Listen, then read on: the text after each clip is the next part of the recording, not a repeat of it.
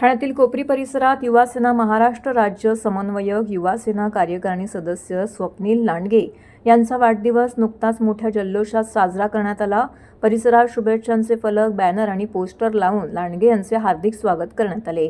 स्वप्नील लांडगे हे महाराष्ट्र राज्याचे उपमुख्यमंत्री आणि शिवसेनेचे मुख्य नेते एकनाथ शिंदे यांच्या मार्गदर्शनाखाली तसेच ठाणे लोकसभेचे लोकप्रिय खासदार नरेश म्हस्के यांच्या नेतृत्वाखाली कार्यरत आहेत।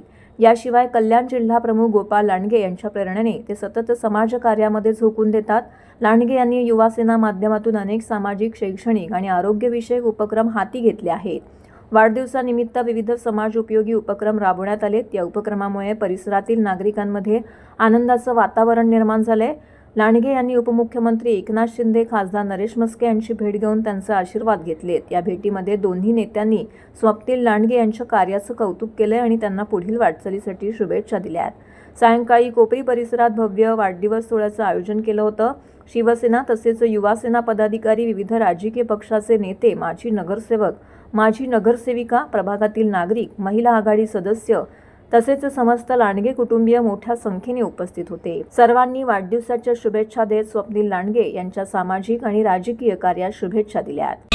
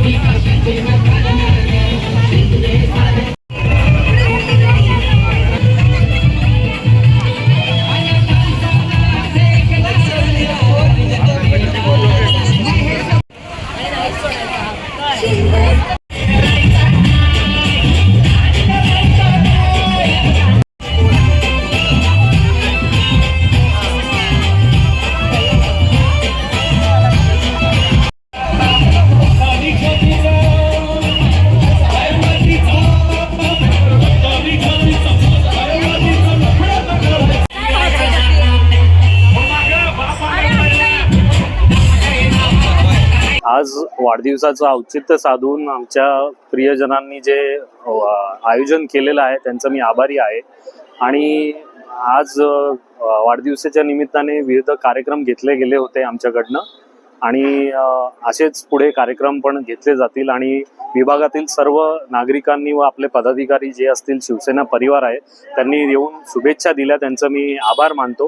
प्रभागात पुढे उत्कृष्ट काम करण्याची एक भावना आहे जे आमचे उपमुख्यमंत्री आहे आणि त्यांची जी शिकवण आहे आणि शिवसेनेची जी शिकवण आहे की 80% समाजकारण 20% राजकारण, त्याचाच धागा पकडून आम्ही पुढे चाललेलो आहे आणि हळूहळू आपल्या या कोपरी प्रभागाचा विकास कसा काय करता येईल या हेतूने आम्ही म्हस्के साहेबांच्या आणि शिंदे साहेबांच्या मार्गदर्शनाखाली पुढे चाललेलो आहे।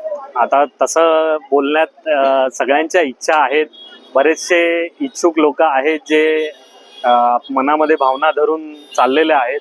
आपण चांगलं काम केलं तर नक्कीच ईश्वर आपल्याला फळ देईल आणि एवढ्या वर्षांपासूनचं जे अविरत आमचं घराण्याचं काम आहे आणि शिवसेना परिवाराचं काम आहे ते नक्कीच पुढे नेऊ आणि साहेबांचं मत असेल तर नक्कीच काहीतरी बदल करूया।